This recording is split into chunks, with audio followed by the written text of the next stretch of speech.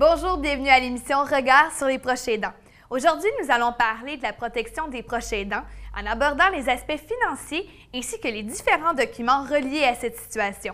Avec nous pour en discuter, Mme Andrée Dumas-Foucault, comptable professionnelle agréée et associée chez Séguin & Haché et responsable des impôts pour les particuliers. Nous aurons également le témoignage de Francine Leduc, une proche aidante. Mais tout d'abord, on s'entretient avec Mme Sonia Lessard du roman Appui Montérégie. Bonne émission!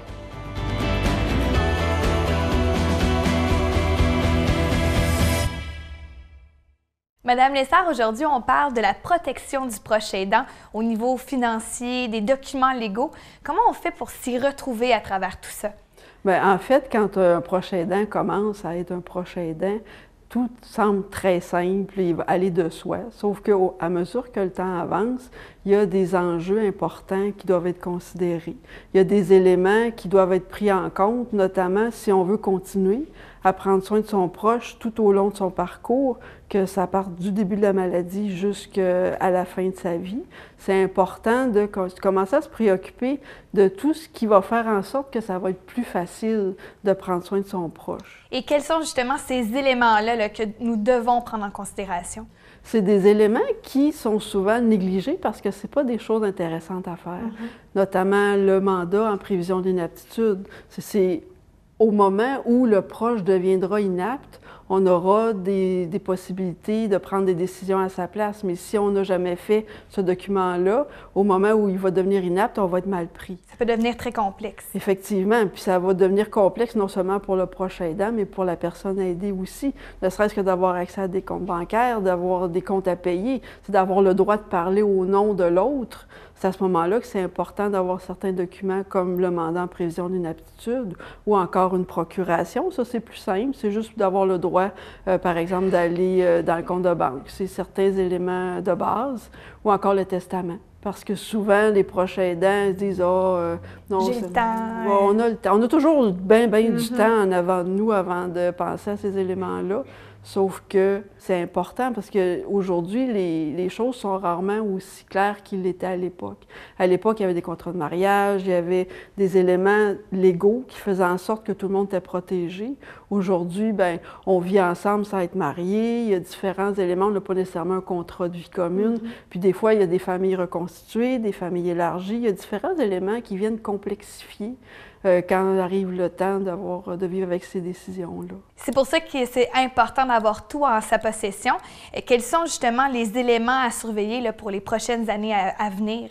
Bien, en fait, le proche aidant peut commencer dès le début à s'informer de c'est quoi les impacts de son rôle, que s'il y a des décisions à prendre, qu'il y ait les coups des franches, qu'il y ait l'opportunité de les prendre légalement. S'assurer aussi que tous les membres de la famille, parce que parfois, il y a plus qu'un proche aidant, il y a le proche aidant principal, mais des fois, il y a des enfants, il y a des frères, des sœurs, il y a plein de gens autour. Plusieurs personnes impliquées. Oui, tout à fait. Des fois, même le proche aidant peut séparer ses tâches puis faire une distribution, dire, moi, avoir une spécialité. Moi, je m'occupe justement des documents légaux, l'autre va s'occuper, moi, c'est plus les rendez-vous médicaux. Il y a aussi cette façon-là de travailler ensemble qui existe, mais c'est important que tout le monde soit du même avis pour le bien-être de la personne en perte d'autonomie. Souvent, il y a des divergences d'opinion qui peuvent faire en sorte que la prise en charge du proche devienne de plus en plus complexe.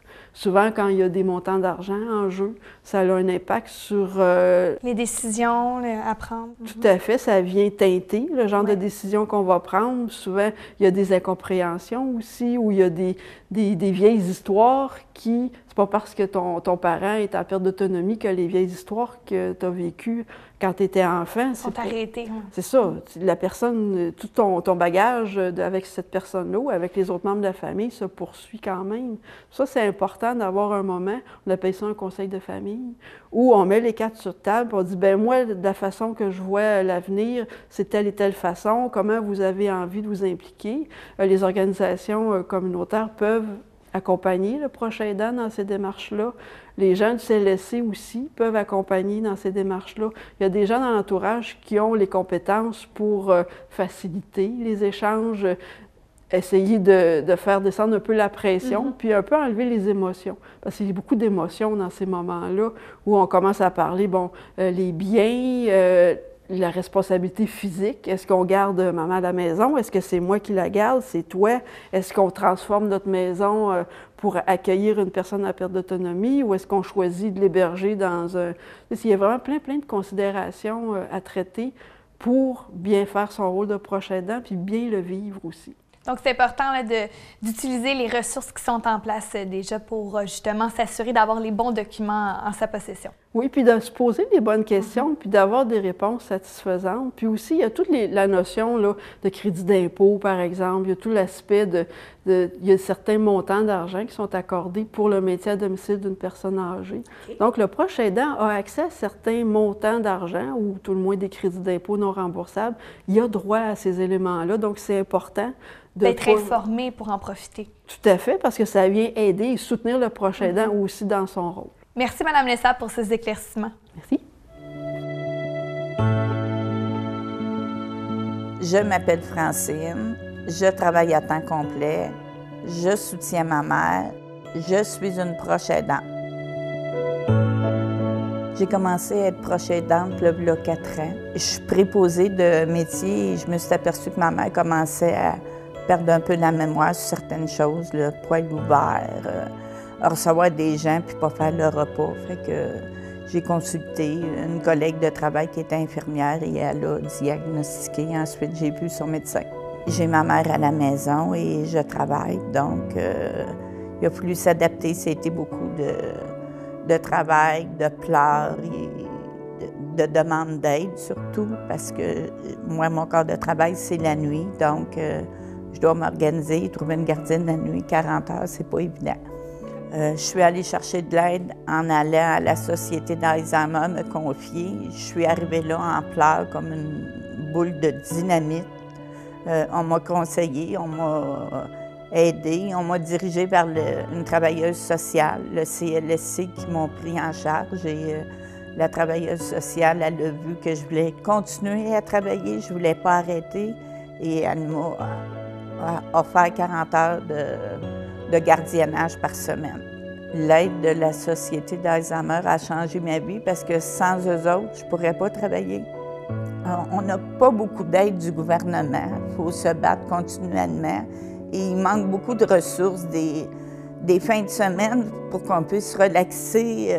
Il n'y en a pas beaucoup d'endroits, à part les ateliers de la Société d'Alzheimer. Le groupe Le Baluchon à Montréal, mais il faut que tu partes de chez toi au moins 4 jours. Il n'y a pas beaucoup d'aide pour des répits de fin de semaine ou une nuit. Il n'y a pas d'aide sur ça. Le gouvernement devrait s'impliquer plus parce qu'eux autres aussi, ils vont vieillir puis ils vont voir ce que c'est que d'aider les personnes qu'on aime. C'est vrai qu'on a besoin de documents légaux. Mon père est décédé subitement et on n'était pas prêts. Mon père n'avait aucun testament, aucun papier. Et quand on est allé chez le notaire, qu'un de mes oncles nous a référé, ma mère était comme en panique. Elle a dit « ça se passera pas comme ça, pas de chicane, je veux pas de chicane ». Donc, elle a tout fait ses papiers, procuration, mandat d'inaptitude, testament, tout a été fait. Et elle nous a dit, à nous les 3 enfants, vous devez tout mettre à jour pour pas qu'il y ait de chicane et que ça perturbe tout le monde. Tout était déjà réglé quand ma mère, on s'est aperçu qu'elle faisait de l'Alzheimer, sauf qu'il y a des papiers qu'on ne connaît pas selon la loi pour des exemptions d'impôts, des choses que le comptable doit nous aider ou quelqu'un qui connaît les documents doit nous aider pour ça parce que on peut passer à côté de certaines exemptions.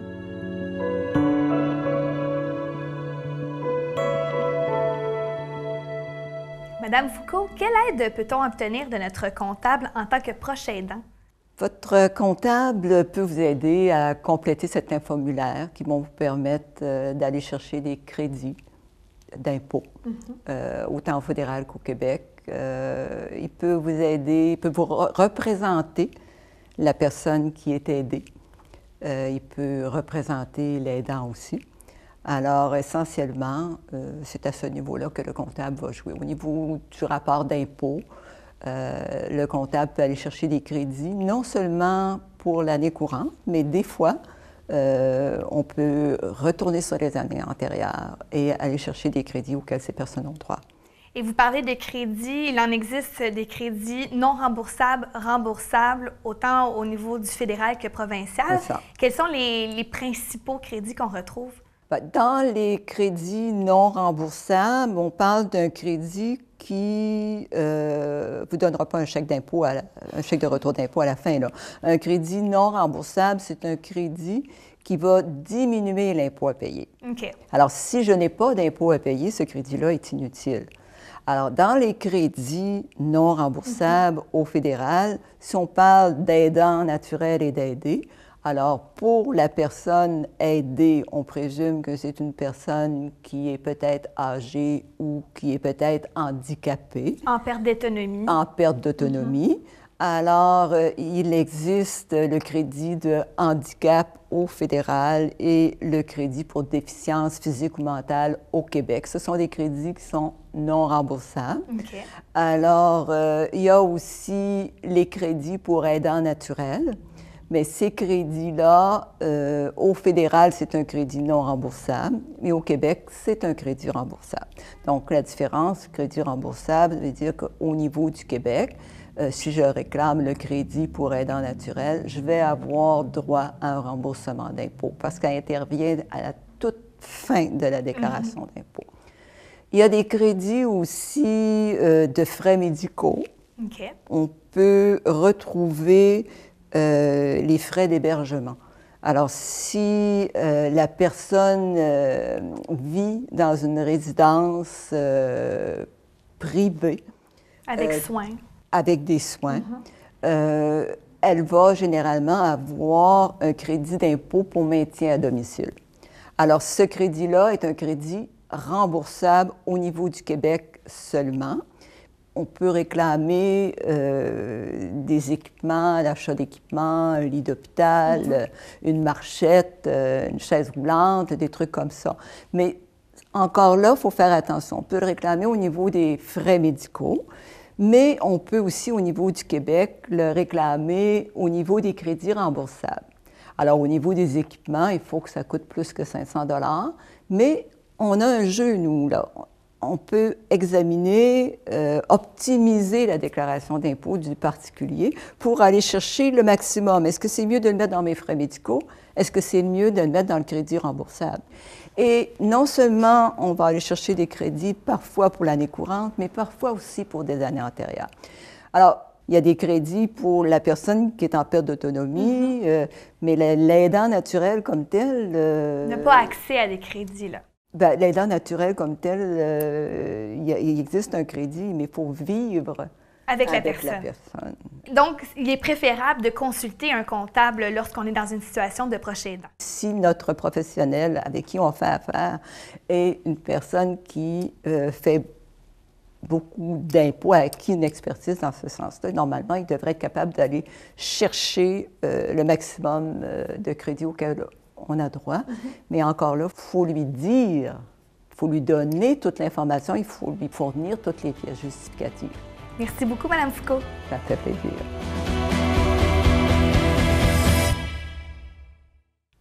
C'est ce qui conclut cette émission. Merci d'avoir été avec nous. Nous espérons vous en avoir appris davantage sur les finances personnelles et les documents légaux. Lors de notre prochaine émission, la dernière de la série, nous allons parler du proche aidant face au deuil. Les organismes du roman Appui Montérégie ont le souci d'écouter et d'offrir une réponse à vos besoins. Appelez au service Info Aidant. À bientôt!